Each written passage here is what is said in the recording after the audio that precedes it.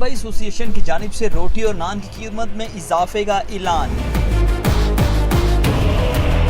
वज़ीर-ए-आला पंजाब उस्मान बुज़दार ने नशर होने वाली खबर का नोटिस ले लिया। कहते हैं बिला जवाज रोटी की कीमत में इजाफा बर्दाश्त नहीं करेंगे।